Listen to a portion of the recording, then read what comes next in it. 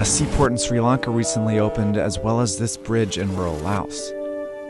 What's interesting is that they're all part of one country's project that spans 3 continents and touches over 60% of the world's population. If you connect the dots, it's not hard to see which country that is.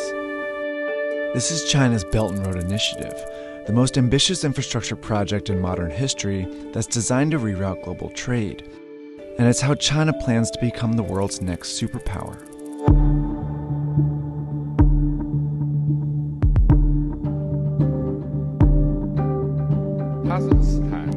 Kazakhstan. It's 2013, and Chinese President Xi Jinping is giving a speech in Kazakhstan, where he mentions the ancient Silk Road, a network of trade routes that spread goods, ideas, and culture across Europe, the Middle East, and China as far back as 200 BC. He then says, "We should take an innovative approach and jointly build an economic belt along the Silk Road."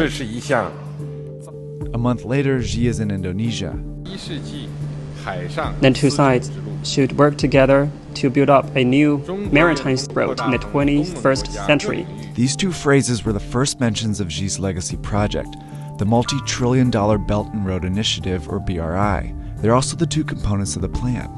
There's an overland economic belt of 6 corridors that serve as new routes to get goods in and out of China, like this railroad connecting China to London, and these gas pipelines from the Caspian Sea to China, and a high-speed train network in Southeast Asia. Then there's the Maritime Silk Road, a chain of seaports stretching from the South China Sea to Africa that also directs trade to and from China. The BRI also includes oil refineries, industrial parks, power plants, mines, and fiber optic networks, all designed to make it easier for the world to trade with China.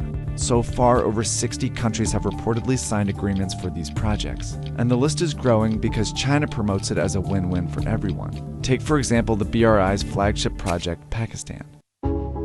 Like many countries in Central and South Asia, Pakistan has a stagnant economy and a corruption problem. It wasn't a popular place for foreign investment, that is until China came along. In 2001, China offered to build a brand new port in the small fishing town of Gwadar. By 2018, the port, as well as a highway and railway networks, became a $62 billion corridor within the BRI. It's where the economic belt meets the Maritime Silk Road, and it seemed to benefit both countries. Pakistan saw its highest GDP growth in 8 years and forged a tight relationship with a major world power. China, on the other hand, secured a new alternative route for goods, especially oil and gas from the Middle East. Through projects like these, it also found a way to boost its economy.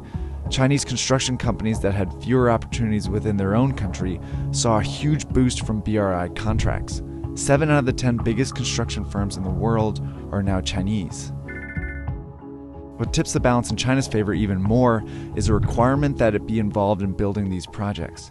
In Pakistan, for example, Chinese workers have directly built projects like this highway here, and a Chinese firm has worked with locals on a railway here in Serbia.